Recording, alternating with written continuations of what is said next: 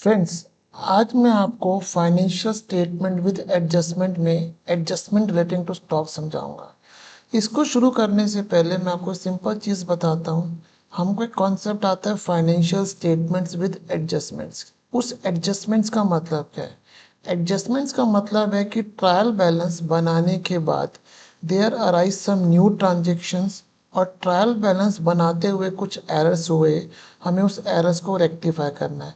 Means trial balance बनाने के बाद दो चीज़ें निकल के आ रही है। या तो ट्रायल बैलेंस बनाने के बाद कोई नई ट्रांजेक्शन्स हुई है, और या एंड हमने ट्रायल बैलेंस बनाते हुए कुछ एरर्स कमिट करे।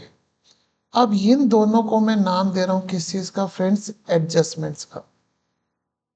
अब हमको क्या सिखाया जाता है बीइंग अ कॉमर्स स्टूडेंट, कि इन दो केसेस में आप इसको जो जिसको हम एडजस्टमेंट्स बोल रहे हैं, इनका अफेक्ट डायरेक्टली फाइनेंशियल स्टेटमेंट में शो करो। अगर हम ऐसे नहीं करते तो मेरे पास एक ऑप्शन थी कि मैं इन सारी चीज़ों का, न्यू ट्रांजेक्शन का या एरर्स का, मैं जर्नल एंट्री बनाता। जर्नल के बाद फ्रेंड्स मैं इसको लेजर में पोस्ट करता, और लेजर के बाद मैं उसको रिवाइज ट्रायल बैलेंस बनाता। हम ये वाला स्टेप नहीं कर रहे हैं। हमारी एक्सपेक्टेशन स्टूडेंट से ये आती है कि आप इन दो चीज़ों में, जिसको हम एडजस्टमेंट्स बोल रहे हैं, इनका अफेक्ट डायरेक्टली फाइनेंशियल स्टेटमेंट्स पे दिखाइए। अगर हम फाइनेंशियल स्टेटमेंट देखें तो एक मेरी फ्रेंड्स क्या बनती है? इनकम स्टेटमेंट, ट्रेडिंग पीएनएल, और एक मेरी बनती है बैलेंस शीट। इसके अंदर फ्रेंड्स आते हैं एक्सपेंस, इनकम, इसके अंदर आती है एसेट लाइबिलिटी। और अकाउंटेंसी में जितनी भी ट्रांजेक्शन्स होती है, हम उसको इस चार कैटेगरी में ही डिवाइड करते हैं। तो हमारा ऑब्जेक्टिव क्या रहता है कि जब हम एडजस्टमेंट्स का अफेक्ट फाइनेंशियल स्टेटमेंट्स में दे, तो हम ये अंडरस्टैंड करें कि इस एडजस्टमेंट से एक्सपेंस, इनकम, एसेट लाइबिलिटी पे क्या इम्पेक्ट आ रहा है। और यहाँ से यहाँ तक पहुँचने का बेस्ट तरीका यही है कि हम उस एडजस्टमेंट का जर्नल बनाएं, और जर्नल से हमें अंडरस्टैंड करें कि इन चार चीज़ों पे क्या इम्पैक्ट हो रहा है। तो अब जितनी भी एडजस्टमेंट्स लाइफ में करेंगे फाइनेंशियल स्टेटमेंट में, मेरा सजेशन है कि आप उसका एक जर्नल ड्रॉ कीजिए, एंड देन अंडरस्टैंड कि उस जर्नल से इन एक्सपेंस, इनकम, एसेट लाइबिलिटी पे क्या इम्पैक्ट आ रहा है। मैं आपको जो इस एडजस्टमेंट स्टॉक की समझाऊंगा, ये भी मैं इसी अप्रोच से समझाऊंगा। मैं हर एडजस्टमेंट की आपको जर्नल समझाऊंगा, और उस जर्नल के थ्रू मैं आपको बताऊंगा इनकम स्टेटमेंट, बैलेंस शीट पे क्या इम्पैक्ट आ रहा है। ओके, मैं इसको एक बार आप कर दूं तो कुछ जगह मिल जाएगी।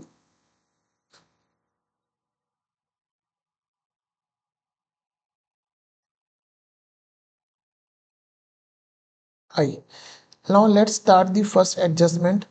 स्टॉक इन ट्रांजिट 50,000 रुपये। इसका क्या मतलब हुआ? नाम से शो हो रहा है कि सर माल अभी रास्ते में हमारे पास रिसीव नहीं हुआ।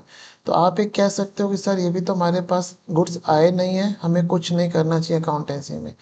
जब हमको एडजस्टमेंट ये स्टॉक इन ट्रांजिट की दे रखी है, इसकी एक इम्प्लाइड इम्प्लाइड कंडीशन ये है कि हम लोगों को गुड्स की ओनरशिप आ चुकी है। इसका मतलब हम लोगों ने ऑलरेडी एक परचेज की एंट्री पास कर चुके हैं। तो मेरे ट्रेडिंग अकाउंट में परचेज ऑलरेडी इधर आ रहा है 50,000 रुपये। अब स्टॉक इन ट्रांजिट जो नाम आ रहा है, इसका मतलब ये गुड्स अभी तक मेरे गोडाउन में नहीं आए हैं। और जब हम फाइनेंशियल स्टेटमेंट बनाते हैं, तो क्लोजिंग स्टॉक का जो हम नंबर लेते हैं, वो नंबर हम कौन सा लेते हैं फ्रेंड्स? जो स्टॉक मेरे पास एक्चुअली में फिजिकली गोडाउन में अवेलेबल है। बट जब हमने एक वर्ड यूज़ कर रहा हूँ, स्टॉक टेकिंग करी, स्टॉक फिजिकली काउंट करा होगा, तो ये 50,000 रुपये काउंटिंग का पार्ट नहीं बना होगा, क्योंकि ये तो अभी गुड्स रास्ते में थे। हेंस मैं एक एंट्री पास करूंगा, closing stock account debit to trading account. ये क्लोजिंग स्टॉक इधर मेरी एसेट का पार्ट हो रहा है, और जो ट्रेडिंग है इसे मैं क्रेडिट कर रहा हूँ यहाँ पे। यहाँ पे अगर सिंपल सी बात करूँ, मैं इसको अपनी परचेज से लेस कर रहा हूँ, या मैं इसको यहाँ पे सिंपल ट्रेडिंग अकाउंट यहाँ पे शो कर रहा हूँ 50,000 रुपये। और अगर मैं ये नहीं करता तो मेरे पास क्या होता? यहाँ पे ग्रॉस लॉस आ जाता। हेंस मुझे ये शो करना ज़रूरी ज़रूरी है फ्रेंड्स। तो स्टॉक इन ट्रांजिट में मैं क्या करूँगा? क्लोजिंग स्टॉक बढ़ाऊंगा, ये मेरी बैलेंस शीट में जाएगा, और ये मेरी ट्रेडिंग अकाउंट की क्रेडिट साइड में आ गया। तो पहली एडजस्टमेंट तो सिंपल है, आई होप आपको समझ में आ गई होगी। Now let's start the second adjustment.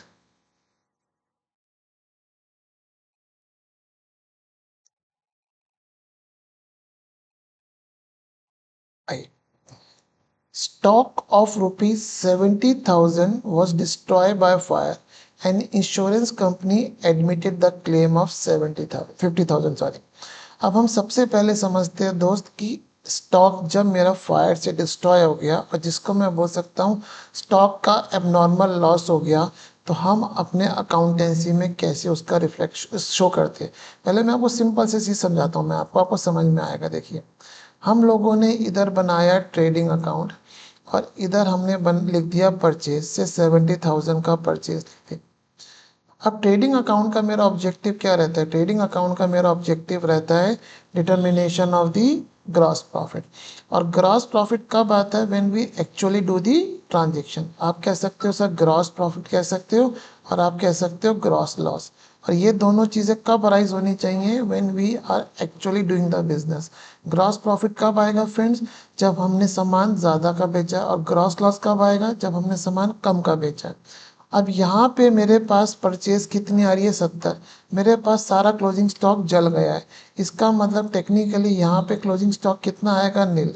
और अगर मैं यहाँ पे नील कर दूंगा तो मेरे पास यहाँ पे क्रॉस लॉस कितना आ जाएगा? 70,000। इसका मतलब मेरा जो यूज़र ऑफ फाइनेंशियल स्टेटमेंट है, जब वो मेरे ट्रेडिंग में क्रॉस लॉस लिखेगा तो वो एक समझेगा कि मैं अपना बिजनेस नुकसान पे कर रहा हूँ, मीन्स चीज़ महंगी खरीद के सस्ते में बेच रहा हूँ। And this is not the case.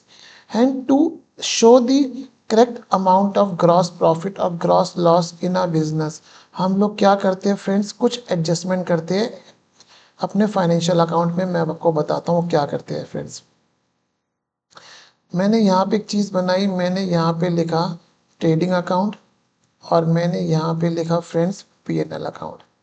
मैंने यहाँ पे लिखा परचेज मेरी 70,000 रुपये से आ रही है, मेरे पास सारे का सारा स्टॉक जल गया।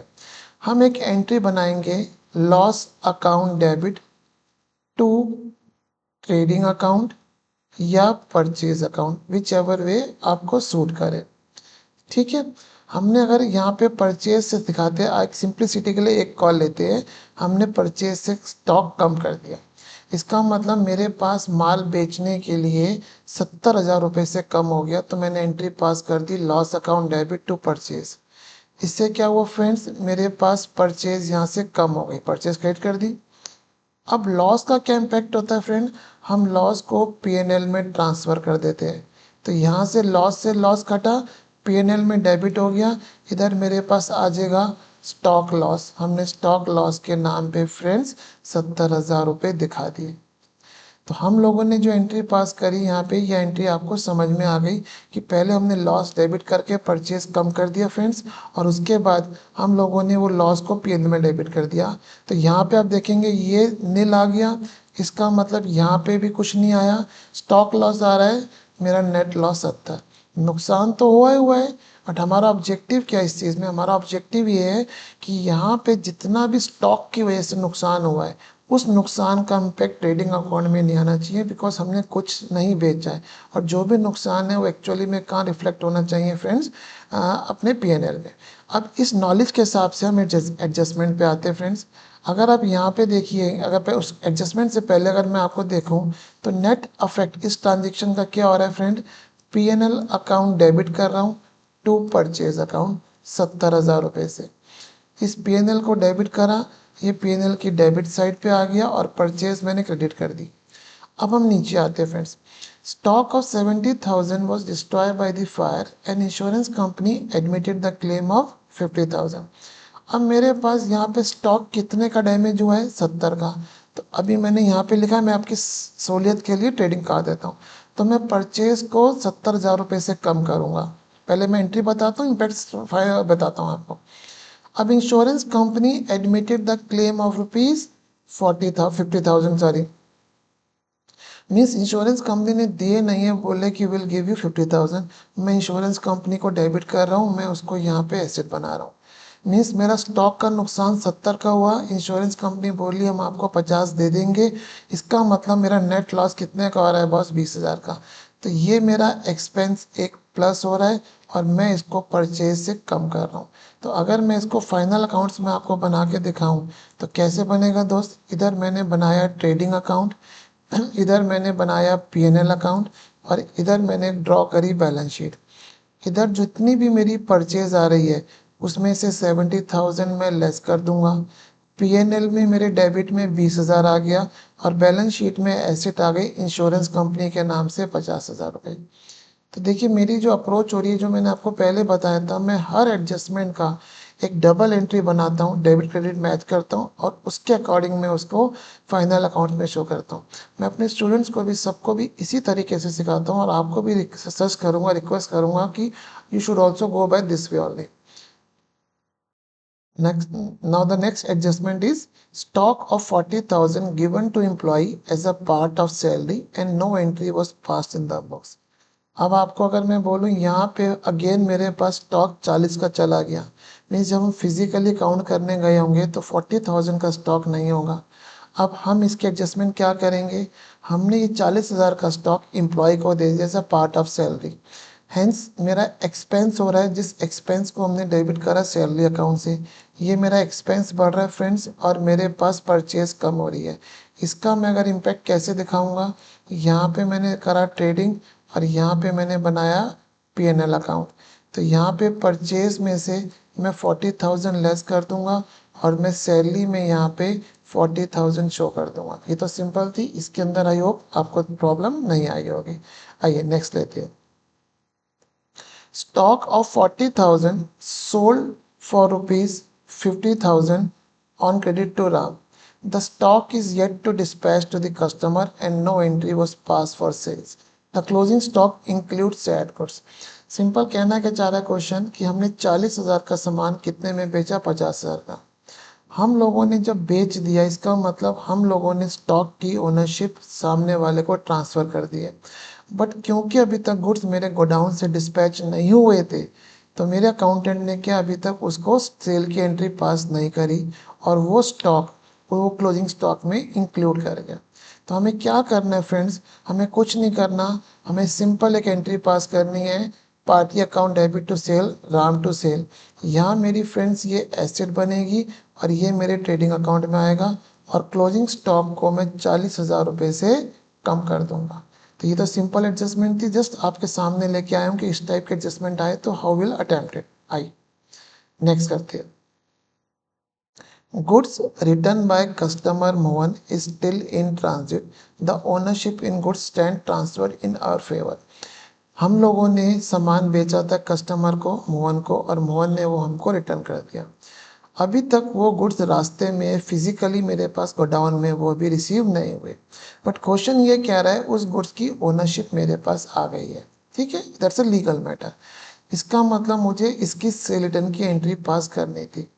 The sale value of the good is 70,000 and the cost price is 60,000. No entry was passed for sale return. तो क्वेश्चन आपको समझ में आ गया होगा कि हम लोगों के पास सेल रिटर्न है, गुड्स अभी तक गोडाउन में रिसीव नहीं हुए, बट हम लोगों ने अभी तक इसकी कोई एंट्री पास नहीं करी है। अब हम इसकी एंट्री कैसे पास करेंगे, sale return account debit to Mohan, means हम लोग यहाँ पे सेल रिटर्न को डेबिट कर रहे हैं, मोहन क्रेडिट कर रहे हैं, डेटर्स कम कर रहे हैं। और जो क्लोजिंग स्टॉक मेरे पास आ रहा है अभी तक उसकी भी एंट्री नहीं पास करी थी, तो यहाँ पे जो मोर प्रिसाइजली वर्ड आएगा वो वर्ड आएगा friend, stock in transit account debit to trading. ये मेरी एसेट बढ़ रही है, ये मेरी एसेट कम हो रही है। मीन्स इसको अगर हम फाइनल अकाउंट्स में शो करें तो फ्रेंड्स कैसे करेंगे, ट्रेडिंग अकाउंट बनाया, मैंने ये बनाया प्रॉफिट लॉस अकाउंट बनाया और मैंने यहाँ पे ड्रॉ करी फ्रेंड्स बैलेंस शीट ड्रॉ करी।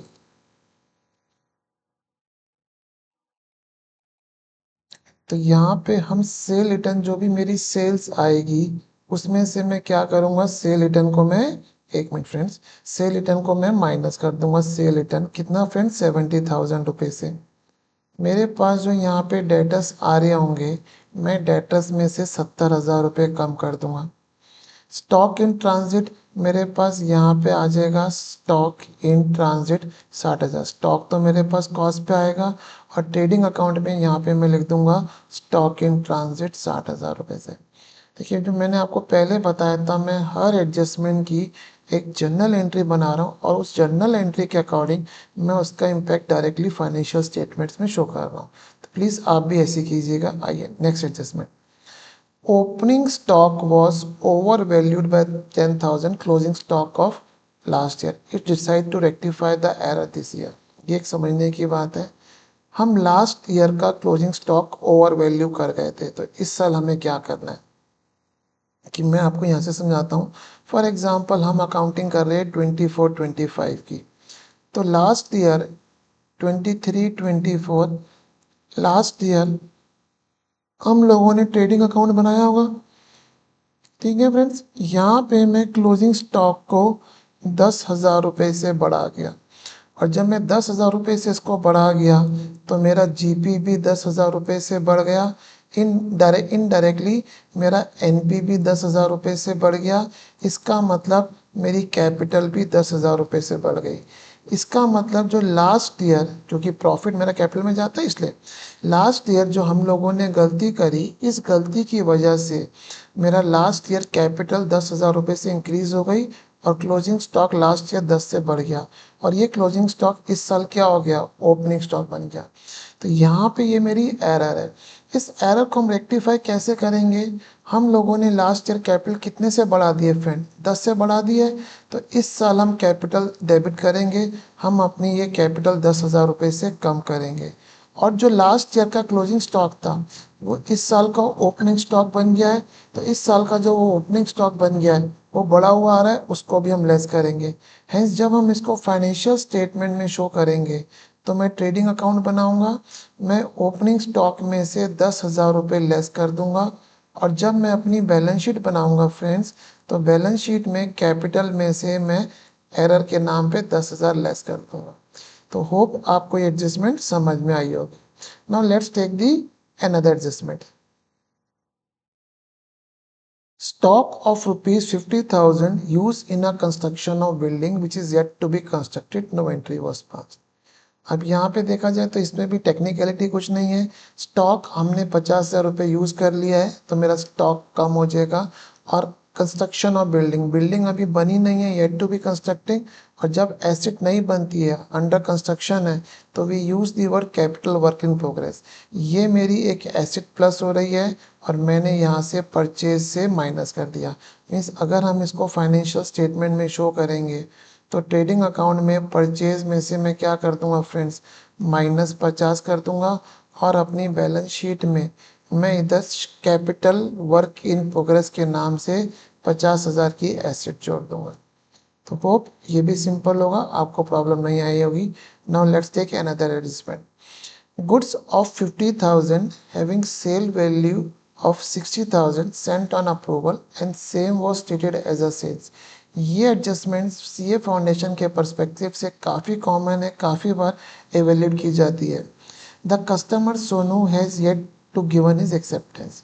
मीन्स हम लोगों ने 50,000 का सामान जिसको मेरी कॉस्ट थी, जिसकी सेल वैल्यू 60,000 थी, उसको अप्रूवल पे दिया है और हम उसको सेल मान गए हैं, और अभी तक कस्टमर ने मुझे एक्सेप्टेंस नहीं दी है।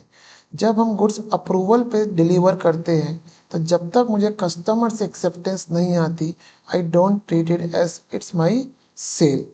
तो यहाँ पे हम लोगों ने उसको सेल मान लिया है। अब इसका एडजस्टमेंट क्या करेंगे, ये सेल तो नहीं हुई है, तो हम यहाँ पे एंट्री पास करेंगे सेल्स टू सोनू, अपनी सेल्स कम करेंगे, और जिस सोनू को हम डेटर बना गए डेटा कम करेंगे।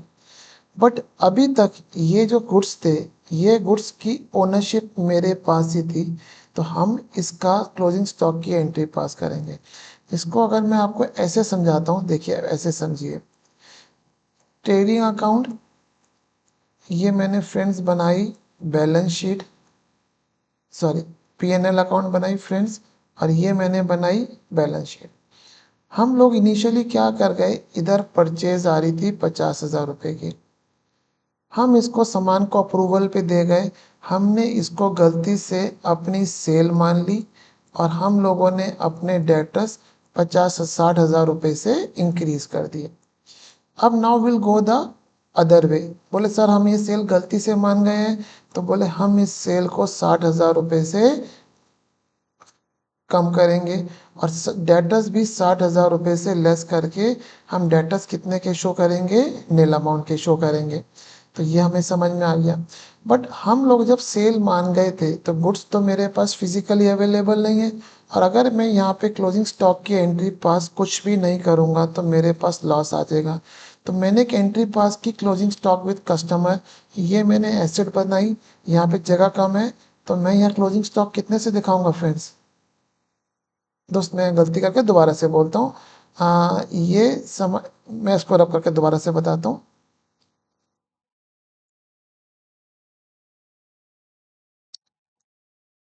देखिए यहाँ पे हमारा ट्रेडिंग अकाउंट आ रहा है, यहाँ मेरे पास प्रॉफिट लॉस की ज़रूरत नहीं है तो हम बनाते नहीं हैं फ्रेंड्स। और यहाँ पे मेरे पास क्या आ गई, बैलेंस शीट आ गई।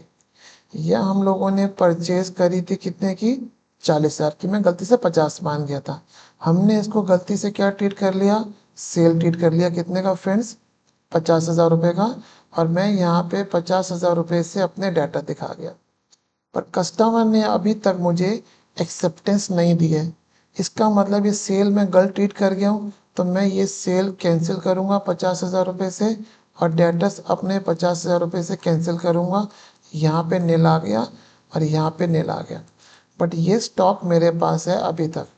अब यहाँ पे क्योंकि स्टॉक फिजिकली मेरे पास नहीं है, स्टॉक कस्टमर के पास था, तो मुझे यहाँ पे एक स्टॉक की एंट्री पास करनी पड़ेगी।